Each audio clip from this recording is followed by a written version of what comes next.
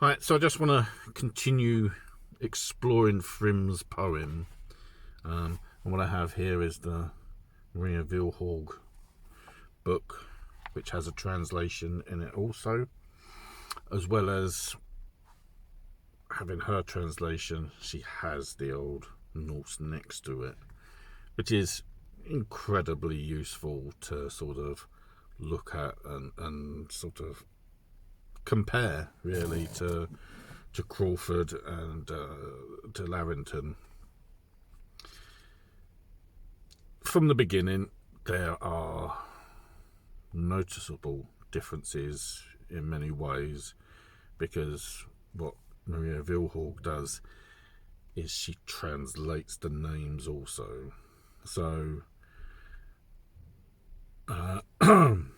Thrym is the drummer. But there's a few other things. I'm just going to sort of skim read through. I'm not reading this version. It's just you get a different sense of style in the translation, and a few other little bits in there. So, like the opening sentence, "Wrath was friendly for when he awoke, and his hammer he missed." It's just a little style difference. Now, I do want to interject into here between verses 1 and 2, considering in all translations, when Thor and Loki go to see Freya, they make a point, or there is a point of being mentioned that Thor and Loki go to visit Freya. And between Thor discovering his hammer is missing and speaking to Loki, there is no mention of any travel. So everyone is invited to really make of that what you will.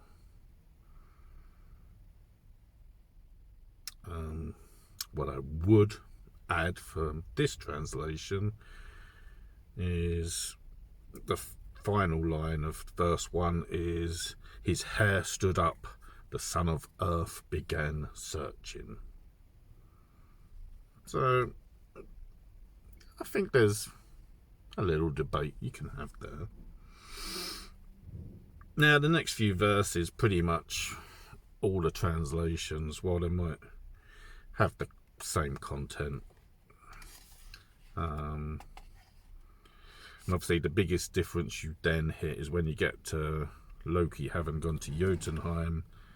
Rather than it being referred to as Thrym, he's referred to as the drummer. Little difference here is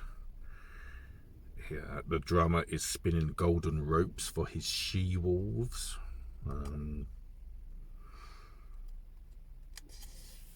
Loki and Thrym have their exchange. Again, what we get here is a translation for Hrolnir, which is, "Have you hidden the hammer of the loud glow rider?"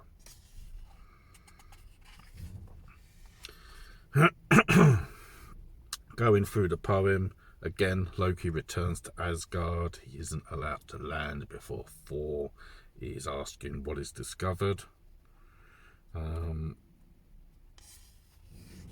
That all pretty much reads the same, just a different style.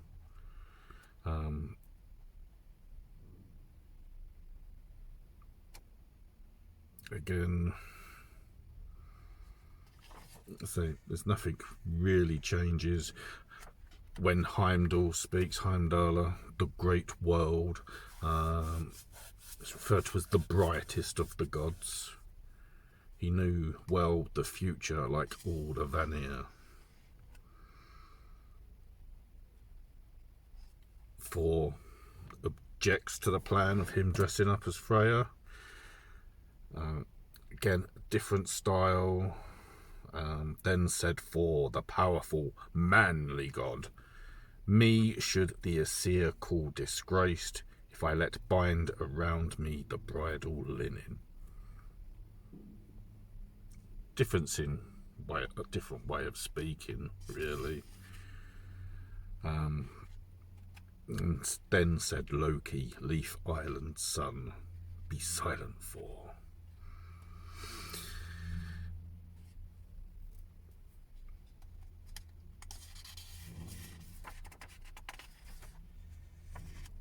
And then we go into Jotunheim, and again it's pretty much the same, just a slightly different way of wording things.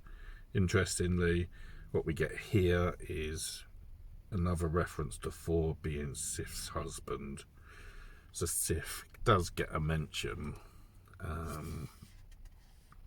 and Thrym, the drummer, reacts equally the same as in the other translations, sort of like they're eating a lot for a maiden. And again, Loki is not referred to as Loki here. It is the all-eloquent maidservant, and tries to put the drummer at ease equally as in the other translations.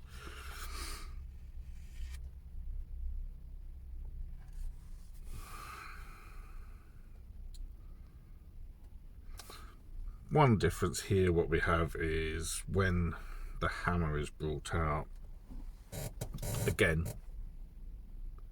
Maria Kvilhaug includes all translations. So Thrym, the drummer, sort of says, bring here the hammer to wed the bride, place the grinder, it's the translated name for Mjolnir, in the maiden's lap. We shall wed us together by the hands of awareness. Some interesting lines here as well when Thor responds. Then laughs the heart in the loud rider's chest, and hard of intent he clasped the hammer. First he struck the drummer, lord of Thyrses, and the lineage of devourers. He battered them all. And it ends pretty much as the other translations. Thus Odin's son got his hammer back.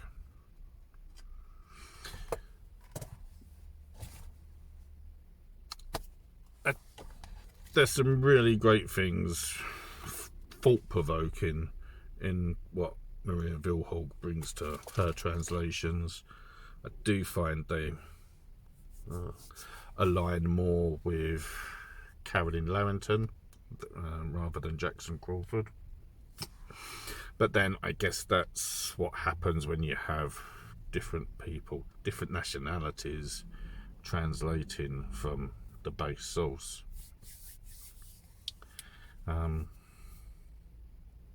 Hope you enjoy the video. For me, I continually desire or want to look at alternate translations, because there's a better way of understanding and seeing the styles in which these different authors are translating from the same Old Norse writings. Keep your minds open and enjoy the discussions of what gets laid or woven into these poems. Final note, obviously if you've watched my videos, I'm not being domestically abused by my wife, or neither am I abusing her.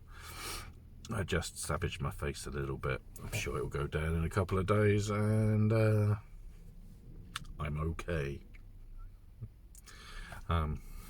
Take care. Goodbye.